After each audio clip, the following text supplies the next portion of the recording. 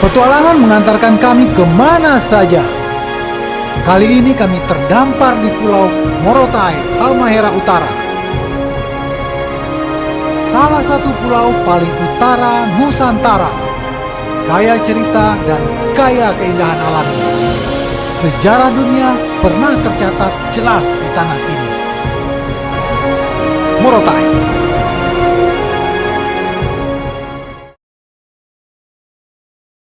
Iya, Ya, kalau Morotai ini memang Morotai ini tanah bertuah istilahnya kalau kita bilang. Aduh, laparan.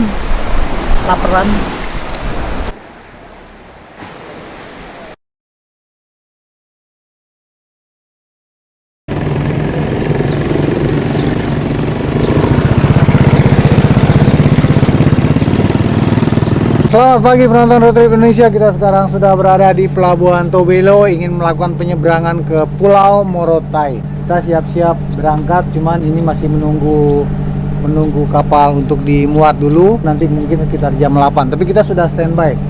Nanti begitu ada perintah muat, kita masuk.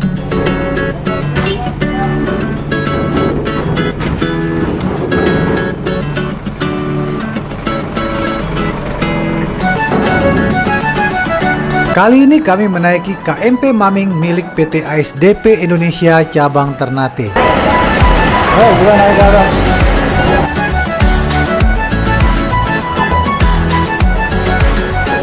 Seperti kapal ASDP lainnya, kapal ini juga terbilang nyaman dan asri karena banyak tumbuhan dan bunga-bunga di atasnya. Penyeberangan menuju Pulau Morotai memakan waktu tempuh sekitar 3 jam. Semoga cuaca bagus ya.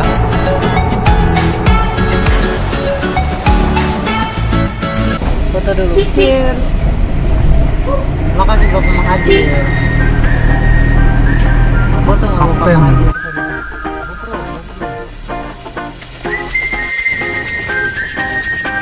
Memasuki sebuah tempat yang sama sekali asing adalah keseruan bercampur adrenalin. Talking nervously, we closer won't be long now. You made me write this song, yeah. We safe but don't know how. We far away from town. We talk until we can. Namanya siapa? Hah? Namanya Ebi. Ebi. Ya.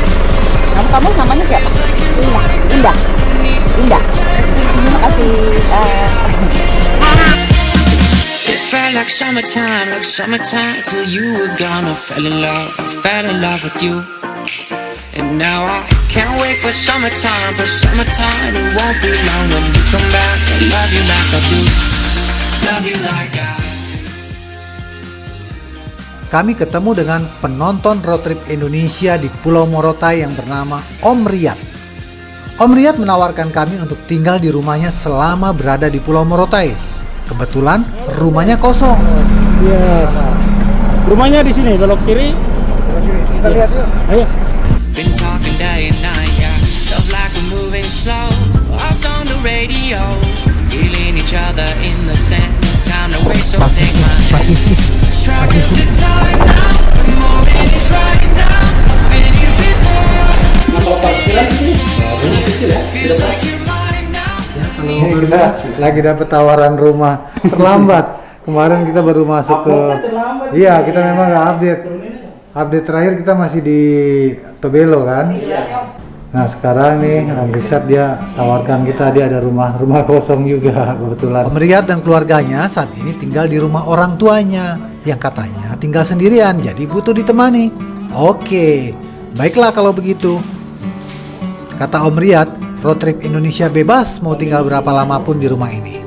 Wow, terima kasih sekali nih Om. Ini rumahnya Om Riyad dan Tante Lisa. Om Riyad dia hobinya spa. Hari ini langsung serah terima kunci. Dengan senang hati kami menerima kunci ini. Oke, terima kasih Om Riyad. Thank you. Sampai ketemu lagi. Siap.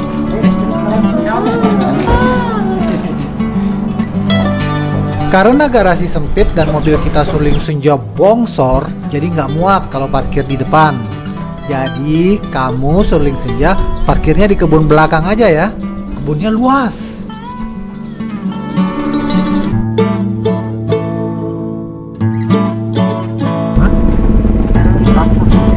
Sekarang kita pergi menjumpai orang paling terkenal di Pulau Morotai ini. Konon terkenalnya sampai ke mancanegara. Kenapa kami bilang ini paling terkenal? Karena sejak awal kami masuk Pulau Morotai, bahkan sebelum ke Pulau Morotai, sudah banyak yang mereferensikan nama beliau ini. Yuk kita cari orangnya.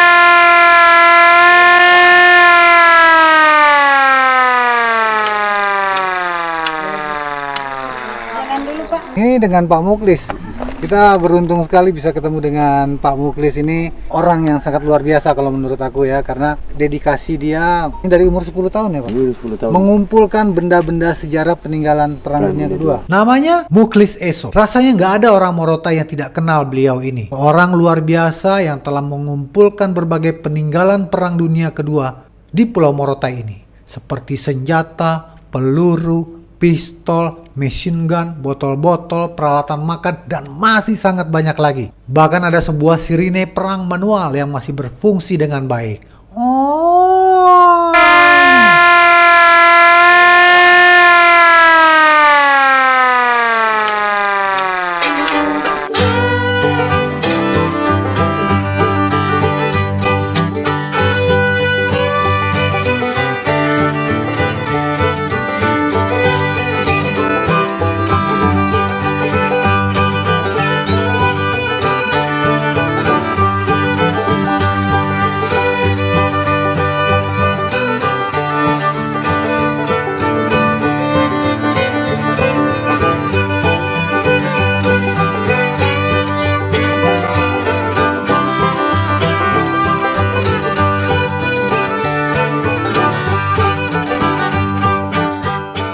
Kabarnya dulu di Pulau Morotai banyak berserakan berbagai peninggalan Perang Dunia Kedua seperti senjata, tank, mobil, jeep, truk, dan lain-lainnya berserakan di tengah kota.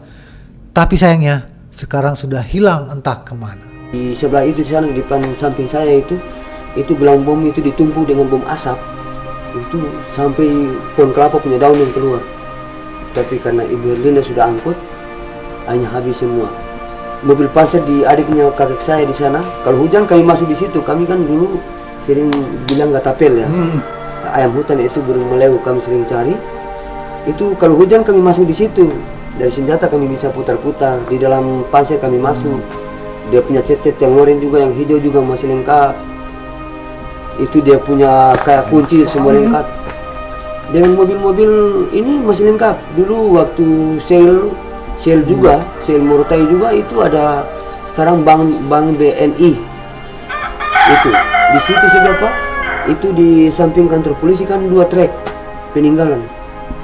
Entah gimana, tiba-tiba hilang entah gimana. Saya juga kaget kan saat itu kan saya juga di Daruba. Pulau Morotai ini sangat terkenal dengan peninggalan Perang Dunia Kedua. Karena dulunya pulau ini dijadikan pangkalan militer oleh Sekutu dan Jepang. Jadi nggak heran kalau sejak pertama kali kita sampai ke pulau ini, kita akan banyak sekali mendengar cerita-cerita tentang sejarah Perang Dunia Kedua dan betapa pentingnya peran Pulau Morotai. Sudah berapa banyak Pak yang dikumpulkan Pak? Sudah sangat banyak. Malah hari ini saya sudah hitung contohnya 10, besok tambah lagi, maka dia melebihi lagi, jadi tambah terus. Dari umur 10 tahun?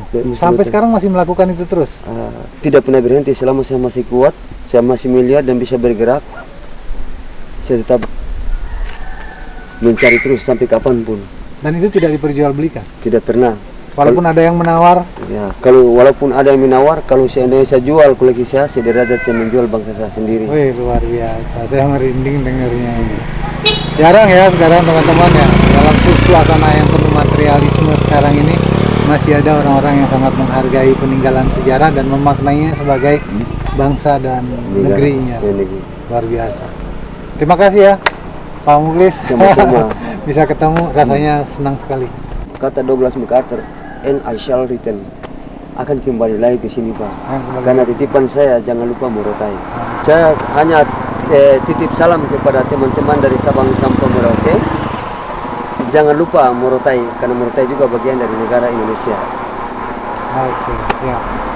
Jadi kami pamit dulu ya, Pak Muklis ya. Iya. Terima kasih sekali lagi nih. Iya. Luar biasa.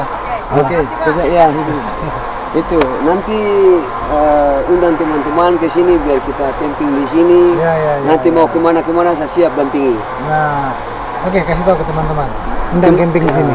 Teman-teman yang dari Sabang sampai Merauke kalau mau buat camping untuk keliling Indonesia silakan, saya siapkan.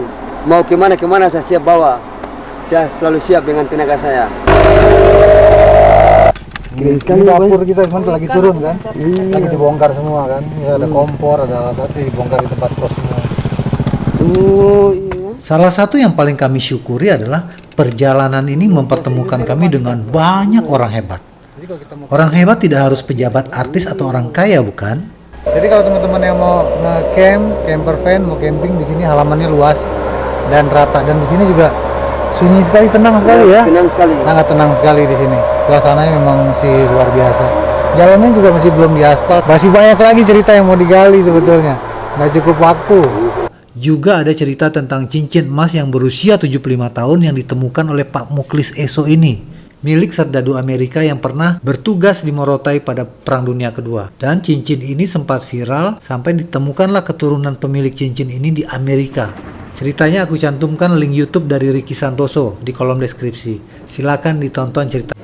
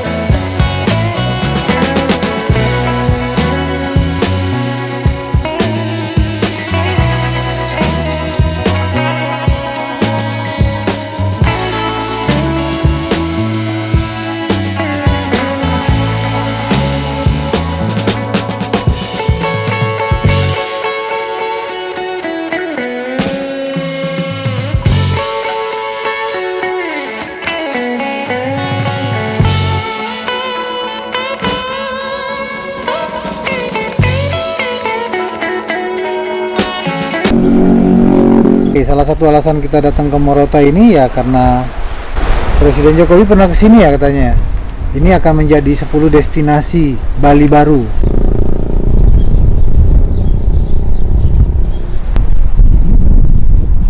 Rawat.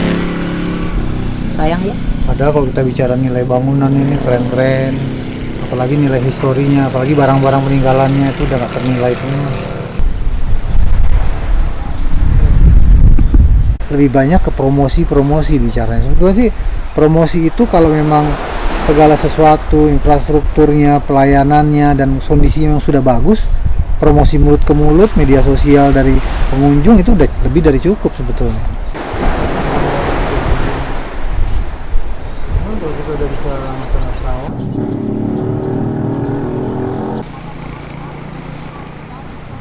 Sementara banyak hal yang dibangun nggak sesuai dengan konsep alamnya, nggak nyambung dengan kondisi alamnya. Jadi misalnya kayak pantai-pantai, gunung-gunung, semuanya main beton, plastik ini. Naturalnya alam Indonesia yang indah itu jadi bukan tambah bagus. Kalau menurut saya sih banyak yang dirusak.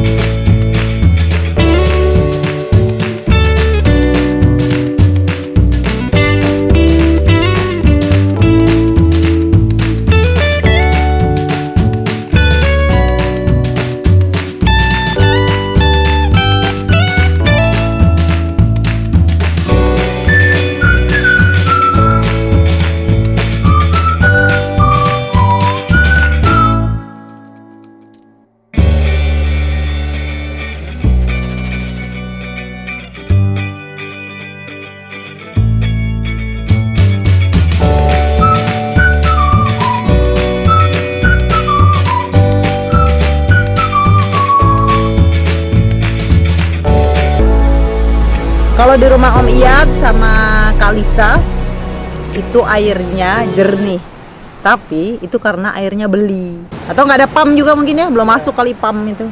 Itu harganya 1 toren itu 80.000. Kita mandi hujan di sini untuk berhemat air. Ini air juga kita sudah tampung-tampung di sini karena di sini airnya semuanya beli dan torennya cukup kecil. Kemarin kita isi 2 hari habis karena masih euforia akan dapat air bersih. Nah sekarang kita ada air hujan ditampung.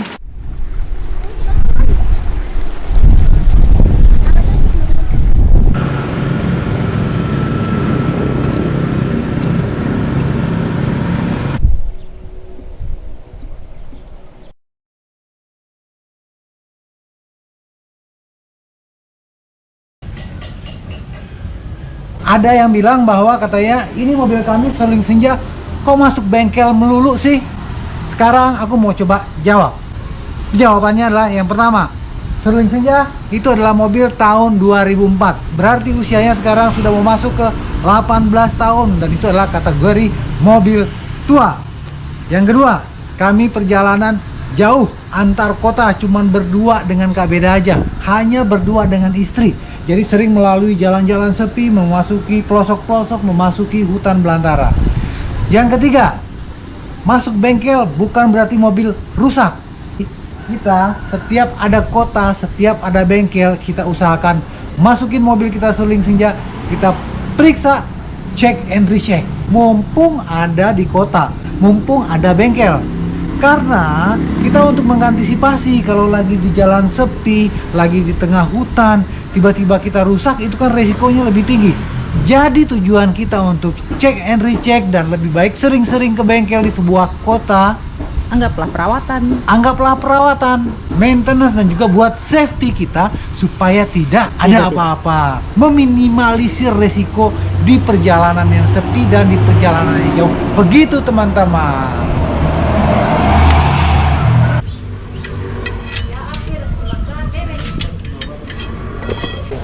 Bengkel Hartil. Singkatannya apa? Harta titipan ilahi. Ini dong ngomong. Harta titipan ilahi. Singkatannya harta titipan ilahi. Mantap. Kita mau pindah. Ya. Ada lokasi baru katanya.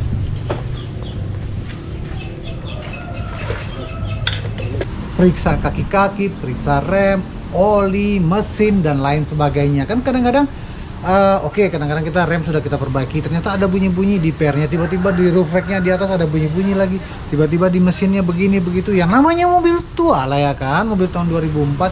Jadi ada-ada aja juga persoalannya. Tapi selain daripada itu, kita lebih mengutamakan perawatan di jalan. Apalagi sekarang udah semakin timur. Nah, bengkel itu di sini kayak begini teman bengkelnya tuh. Nah, ini mekaniknya, mekanik bengkelnya salah satunya nih yang baru datangnya pagi. Di sini barang-barang semua bergeletakan aja tuh, barang-barang bengkel, peralatan bengkel semua bergeletakan dan bengkelnya tuh terbuka, nggak ditutup nih semua perlengkapan alat-alat mobil. Karena konon kabarnya di Morotai ini sangat aman, cukup aman teman-teman. Jadi ya aman-aman aja. Itu ada yang kalau mau bikin camper van. Nah ya, kalau teman-teman mau bikin camper van tuh ada bahan tuh 2 tuh, ada 2 tuh bis motorhome. Ini bengkel ini sudah 3 kali, ini sudah yang keempat kali kita ke sini. Pertama perbaikan selang-selang, kedua perbaikan rem, ketiga, oh iya 3 kali, ini yang ketiga kali nih. Karena roof rack kita itu, roof racknya Sterling Senja, kalau kita jalan dia bergetar dan bunyinya tuh keras banget, sangat mengganggu. Nah ternyata dia ada beberapa yang kendor dan harus dibuat tapaknya atau ganjelan-ganjelannya itu yang dari karet-karet ban supaya dia bisa padat dan mantap lagi. Ke sini lagi. Udah ada gantinya ya. Ya. Oke, kasih Om.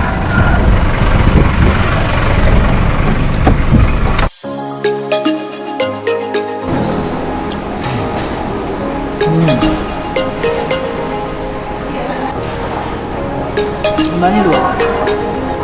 Kembali hijau. Rendang, rendang asli Pariaman.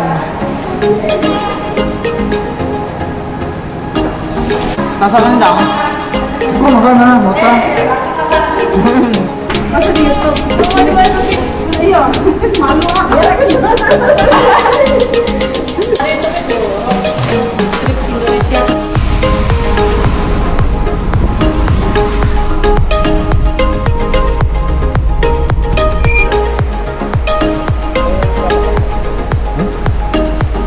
Jos. Lagi coba makan rahang tuna di Morotai dekat Pelabuhan Feri.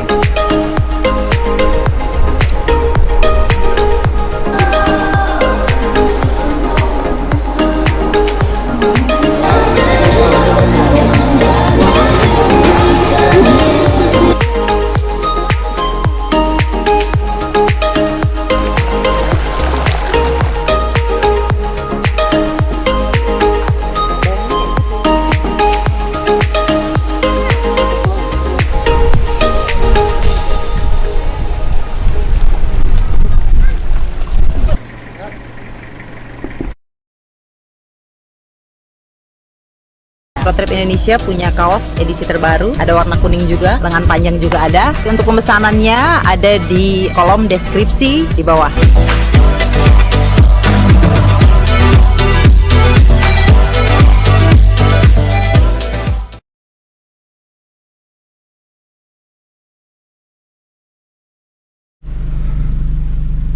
Di sini kita lagi cari telur, susah banget ini. Telur itu kan makanan pokoknya Bang Den. Karena cuaca jelek, kapal tidak masuk. Nah, itu ada telur. Saya megang ini seperti megang berlian. Kok ada itu? Ada, baru masuk. Itu juga cuma 4 rak dia punya. 4 rak, bapak itu udah ambil 2. Ini tinggal 1 rak, tadi bapak sana 2. Tinggal 1 ini? Ada 1 lagi. Cuma orang udah pilihin semua kan? Oh ya sudah, akhirnya dapat. Karena kan cuaca jelek ya saya, cuaca jelek. Telur dikirimin dari mana di sini? Manado. Dari Manado. Jadi kapal tidak masuk, berarti telur juga putus. Kenapa harganya jadi mahal? Ini gara-gara angin. Harganya berapa? 65. Hah? Biasanya? Biasanya 53. Oh, kan 55 naiknya. paling mahal. Makanya kan naik 10.000 aja berarti. Si runtuk ikut ya? Jadi berapa kali kita isi seminggu 2 kali. Seminggu 2 kali. Kita isi seminggu 2 kali. 1 kalinya 80.000.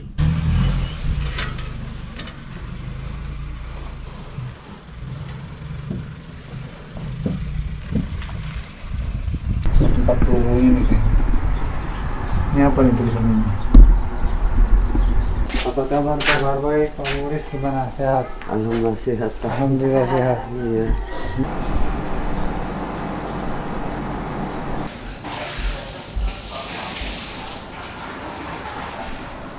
Pak, kan di Morotai dulu cuma TVRI. Iya. Saya tidak tahu misiun, cuma kaki saya bilang makan dokter, nama-nama tentara Amerika, kalung, sama uang koin. Jangan tahu jalan. Jangan tahu, Jepang juga tidak. 1974 tangga itu dia bisa bercerita bahwa Teruo Nakamura Memang dikeluarkan. tempatnya itu di pendakian.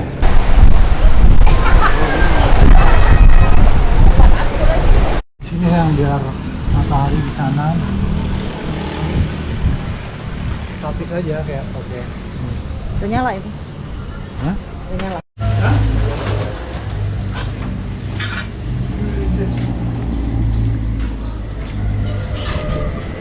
Tangan dikit. Ya guys, kita sekarang biasa dari bengkel ke bengkel di Morotai, Morotai Island, Pulau Morotai. Jadi kita nih sekarang nih lagi di bengkel apa ya namanya ya. Sekarang kita mau ganti kanvas rem sama mau kuras tangki solar. Karena kemarin waktu kita jalan-jalan ke utara itu kita kok berat lagi gitu tarikannya, apalagi di tanjakan. Ternyata ada beberapa kabel. Kalau yang kabel-kabel kan waktu pertama kali ke bengkel ini udah diperbaiki, udah diganti kabel-kabel selang solarnya. Nah, sekarang ini kita rem. Kemarin itu rem kok pas di turunan kok kurang pakem gitu. Nanti kita mau cek dulu. Kalau kenapa-napa kita ganti lagi aja kan pas remnya. Karena penting banget sih kalau rem kita kalau udah nggak enak sedikit langsung periksa. Gitu. Jadi ini udah Jadi ini udah yang kedua kali nih guys kita ke bengkel ini. Udah yang kedua kali. Bengkelnya Om Up. Nanti kita tanya namanya. Ya mudah-mudahan kelilingnya cepat sembuh. Nggak, karena gini ada juga yang komentar ini mobil kok ke bengkel melulu sih gitu. Ini mobil kok rusak. Jadi kalau kalian keliling Indonesia dengan medan yang berat, dengan mobil yang usianya cukup tua tahun 2004, lebih baik ketika ada bengkel masuk sebuah kota baru, pastikan lagi, cek lagi, cek lagi ya. Itulah. Karena kita kan nggak mau juga nanti kalau terjadi kendala apa-apa sudah fatal atau di tengah hutan atau remnya blong, nah kita kan nggak mau itu. Jadi segala sesuatu kita lebih baik prepare lah, kita periksa-periksa semuanya, selalu begitu. Dari awal berangkat juga begitu. Oke?